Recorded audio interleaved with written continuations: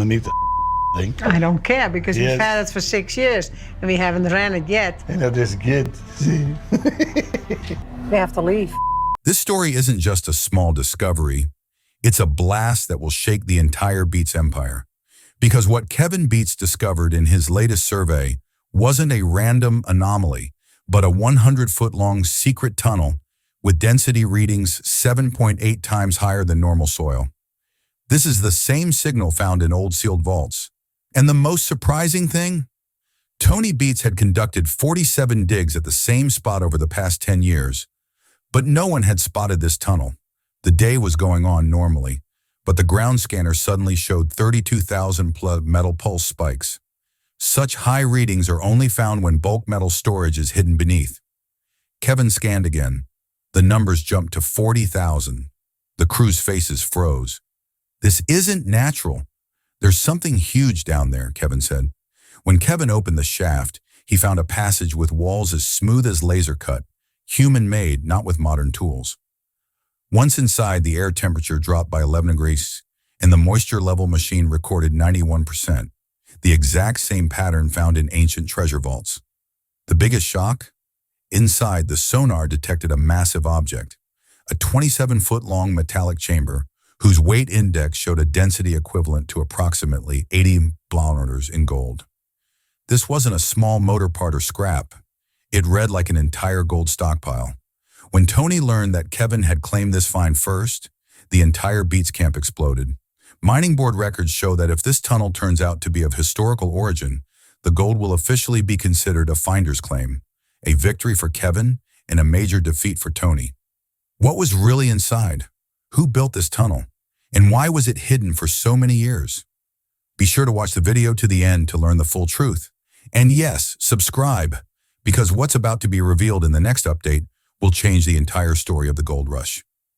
A normal day at a mining site that wasn't normal. That day, the Beets site near Parker Creek was quiet and normal. The machines hummed with their steady hum, the crew was busy with their work, and the weather was perfect for mining. Everyone thought it was just another routine digging day. Nothing special, no tension, no wasted time. Kevin himself was checking the readings with his clipboard, as he did every day. But he had no idea that in the next few minutes, the ground would literally shake beneath his feet. Around 1:45 p.m., the excavator lifted a heavy chunk, and as the bucket hit the ground, a slight vibration spread throughout the site. The crew initially mistook it for a usual kickback from the machine, as such small jolts are common in mining. But Kevin immediately noticed that this vibration was not normal. It was coming from somewhere deep within the ground, as if a large empty space had suddenly reacted. He picked up the scanner and thought he'd do a little checking, but the reading made his face turn serious. As Kevin moved the scanner over the patch of ground, the machine blinked AI, red light 3 times signifying something beneath, and a large one at that. The crew members looked around in curiosity, but no one knew exactly what had happened. Kevin took another reading, and this time the vibration felt stronger, as if the ground was breathing. It was an effect no one at the Beets site had ever felt before. Tony wasn't present, but a discussion among the crew began with his name. If Tony were here, he would have replaced half the machine by now. By now, a strange tension had spread across the site. The air felt heavier. The crew's voices grew quieter, and everyone was wondering the same question. Is there a large cavity beneath? Kevin tried to remain calm, but excitement was evident in his eyes. In mining, such readings only appear when there's an old tunnel, a hidden shaft, or something hidden beneath that hasn't been touched in years. And this thought filled the entire team with a profound curiosity. In just a few minutes, the entire atmosphere had changed. What had started as a normal day had now become the beginning of a mysterious discovery. Kevin was convinced that something would be found today that would change the entire story of the gold rush. First anomaly. 32,000 metal spike reading. As soon as Kevin set the scanner on that spot in the ground, the machine started making a strange, high-pitched beeping sound. At first, he thought the device had a glitch, because such a loud response wouldn't occur in normal soil. But the number that blinked on the screen the next second, 32,187 metal spikes, stunned Kevin. This reading would never come from a random pipe scrap or metallic junk. Crew members immediately circled around him, curiosity and confusion evident on everyone's faces. One worker asked, "Boss, what does such a high reading mean?" Kevin stared at the screen in silence for a few seconds and said, "There's something big down there, and it can't be natural." His tone was both excited and fearful. Such spike readings are often found in mining when a sealed vault or old metallic chamber is hidden beneath. The reading continued beeping, and with each beep, the crew's tension grew. The scanner's dial was so unstable that the needle repeatedly jumped to its limit. This was a clear sign of an abnormal metallic mass beneath the ground. Kevin immediately ordered the crew to retreat so he could pinpoint the exact location. But signals coming from all directions made things increasingly suspicious. Within minutes, everyone realized this was no ordinary signal. There was something beneath that had remained untouched for years, and perhaps even Tony's dozens of digs hadn't detected it. The air at the site felt heavy, as if the ground itself was holding a secret. This moment marked the beginning of a complete discovery, and Kevin knew something big was ahead. Kevin's rescan test. When the numbers crossed 40,000, Kevin thought the initial reading might have been due to oversensitivity, so he rebooted the scanner and performed a fresh scan. But this time, the machine delivered a shock. The numbers on the screen jumped to 4,302 spikes. The crew couldn't figure out whether it was a machine malfunction or if there really was a massive metallic structure hidden beneath. Kevin took a deep breath and said, "Guys, this isn't normal. This is something huge." The next test he performed was with a density meter, which measures the solidity of the ground. Normal soil's density is within a fixed range, but here the meter recorded a density 7.8x higher, meaning there was something beneath whose thickness and weight were many times greater than the natural formation. This data was so strange that the crew members stepped back and looked at each other. Such density is only found in heavy vaults or ancient metal storage. Next, Kevin performed a light tap test with a ground hammer, a method that determines whether the ground is solid or hollow.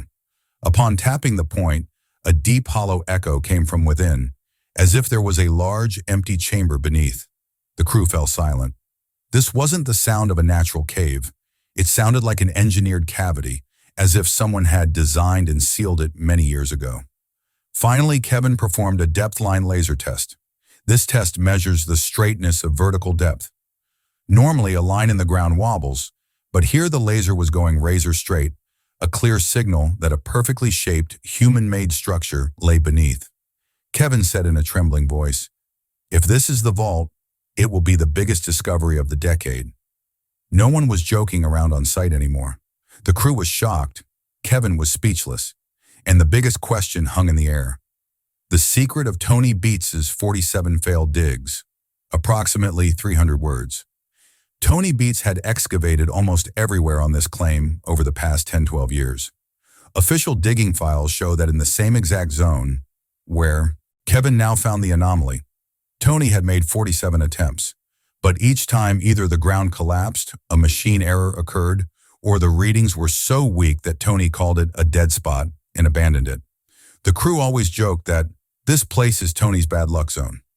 As Kevin matched the anomaly's location to the files, his face changed color. He understood why Tony had avoided this area so much. It looked normal from above, but something was definitely wrong underneath. Kevin told the crew that Tony considered this spot risky because there had been reports of vibrations and unstable soil. But Kevin's gut feeling said something else. Risky things are often the most interesting. Family tensions were bound to arise. Over the past few years, Kevin and Tony had been increasingly clashing over mining decisions. Tony believed that experience was the best teacher, while Kevin believed that modern machines and data always spoke more truthfully. This was why Kevin decided to rescan the spot, because the machine data was completely contrary to Tony's previous judgment. Whispers had already begun among the crew. If Kevin turns out to be right, Tony's entire map will be proven wrong. This news spread like a silent storm within the Beets family, and Kevin knew if he uncovered something significant here, it would become not just a discovery, but Tony's biggest mining defeat. Shaft opening operation, danger level max. After the anomaly was confirmed, the biggest question was, could we get down? But it wasn't easy. The upper layer of ground was weak, Hollow echoes were visible below, and the risk of collapse was very high. The safety officer had already warned that one wrong move could endanger the entire site. Fear was evident on the crew's faces, but curiosity was equally strong. Kevin decided the shaft had to be opened, but carefully. First, they set a perimeter, then installed heavy beams so that even if something broke below, the weight wouldn't fall back. The machines began scraping downward step by step. Each time the bucket hit the ground, a deep vibration rose from below, as if the ground itself was issuing a warning. Be careful. Safety alarms sounded twice throughout the site.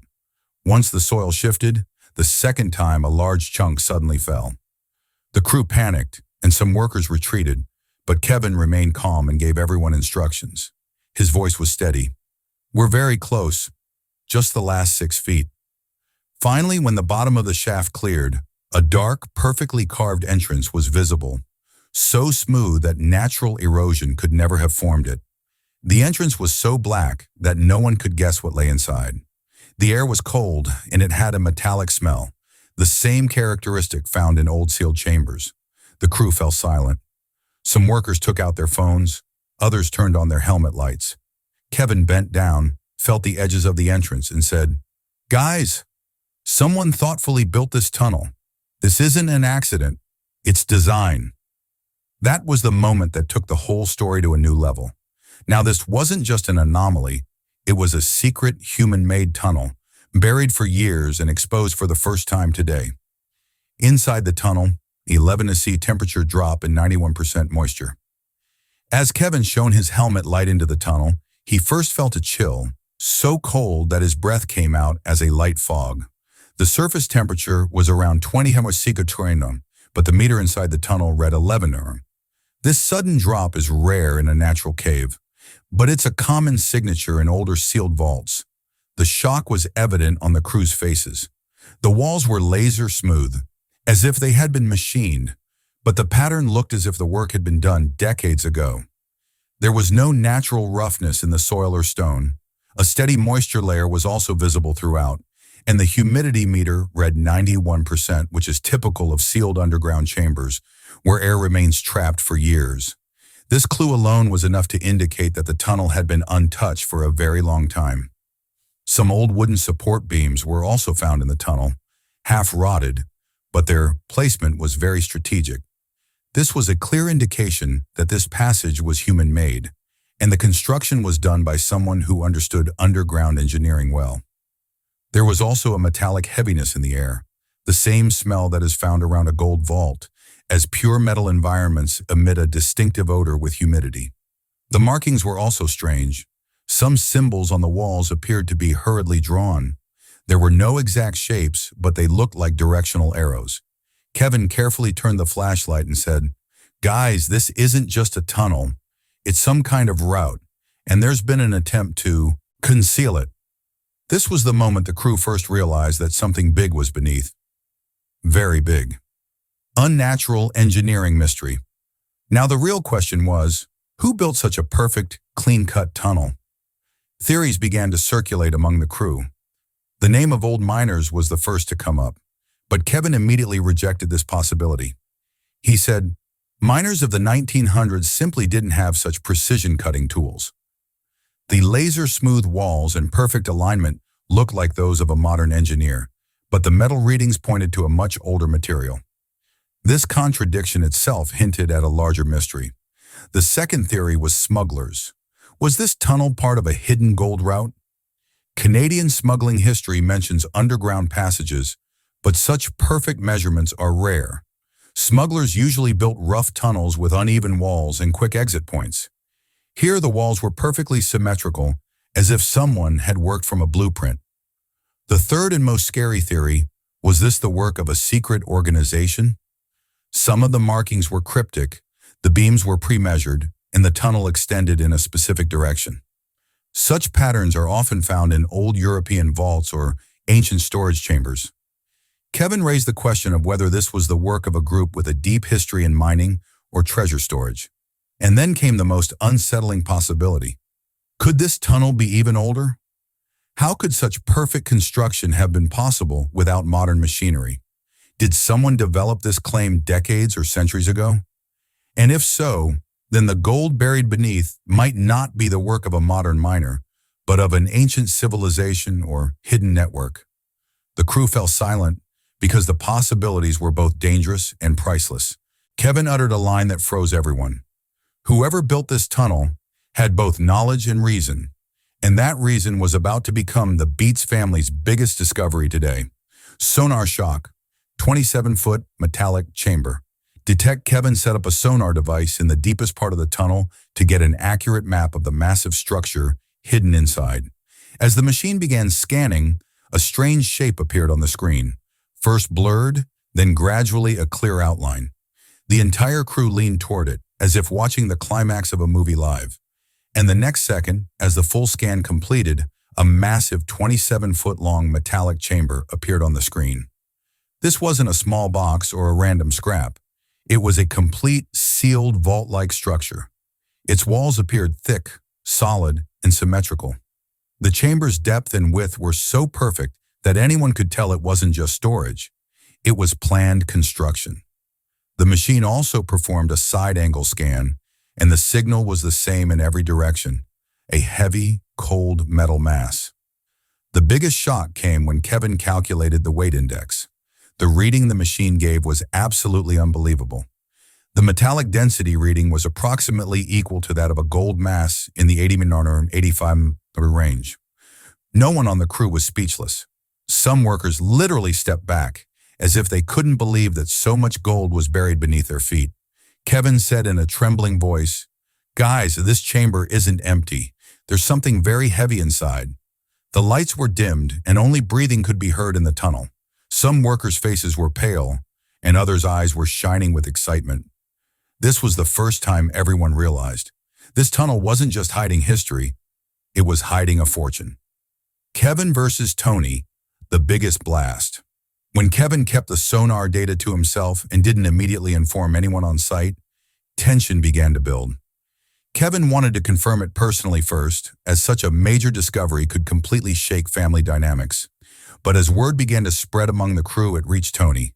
And then came the Beets family's biggest explosion. Tony arrived at the site furious, straight to Kevin, and yelled, "Why didn't you tell me sooner?"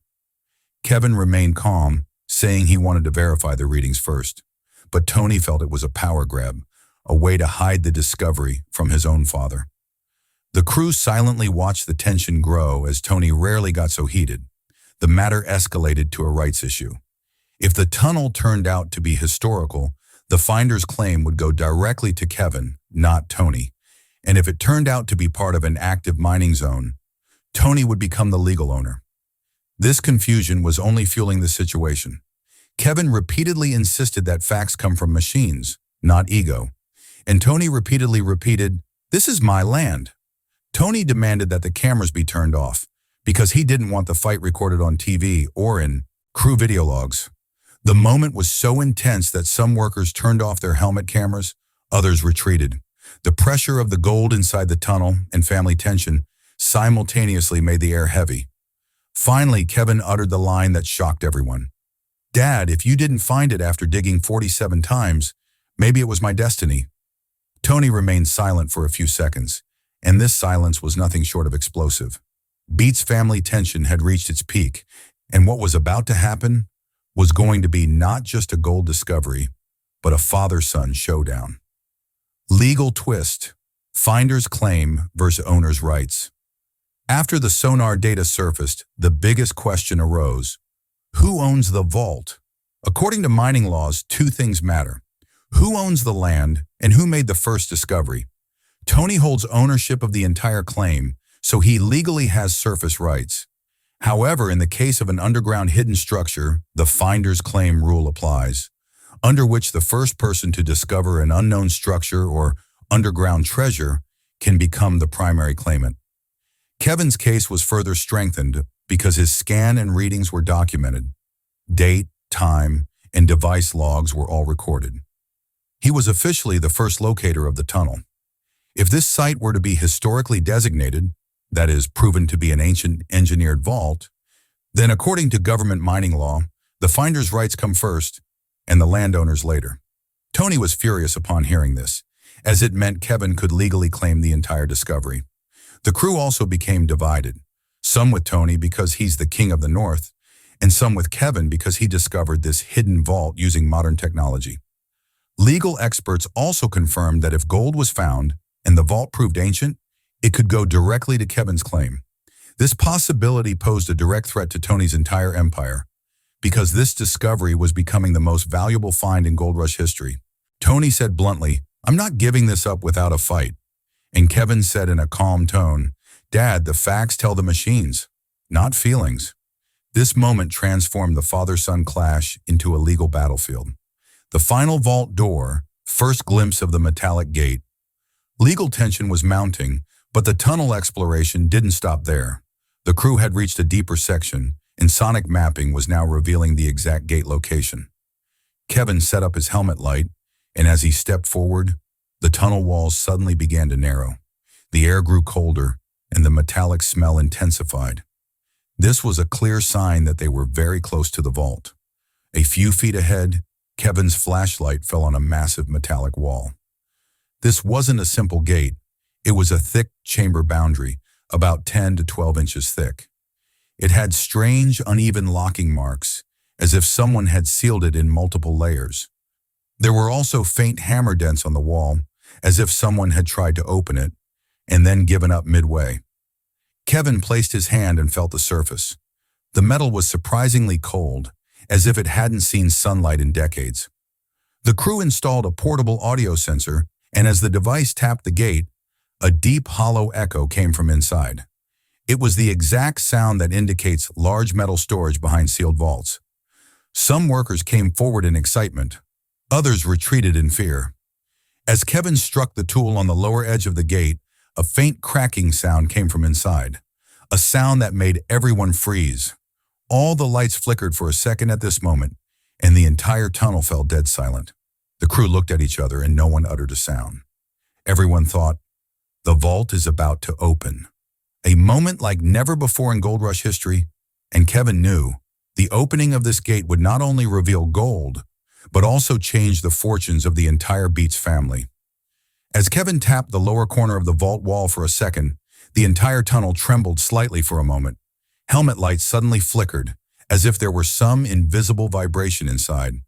The crew instantly became tense, because such light fluctuations only occur when a large hollow space underground suddenly releases pressure. Kevin looked back, but no one had an answer. The next second, a deep metallic ring was heard from inside the vault, so heavy and sharp that it sent shivers down every worker's spine. The sound was like a huge metal plate slowly shifting. Crew members looked at each other, and someone whispered, "Guys, it's something moved inside." Kevin, too, was completely frozen, because the signal was clear. Something had awakened or stirred inside the vault. And then suddenly, the lights in the entire tunnel went off simultaneously. Absolute blackout. Only the sound of people's heavy breathing and the deep silence of the tunnel remained. The sound of a worker's flashlight falling was heard, and someone panicked. Did the vault open or collapse? But no one could confirm what had just happened. Did the vault crack or was something else activated? A few seconds later, the emergency light blinked, and Kevin softly said, "If this vault is opening, then there might not be gold inside, but something much bigger." Hearing this line, both the crew and the audience were left with the same question in mind.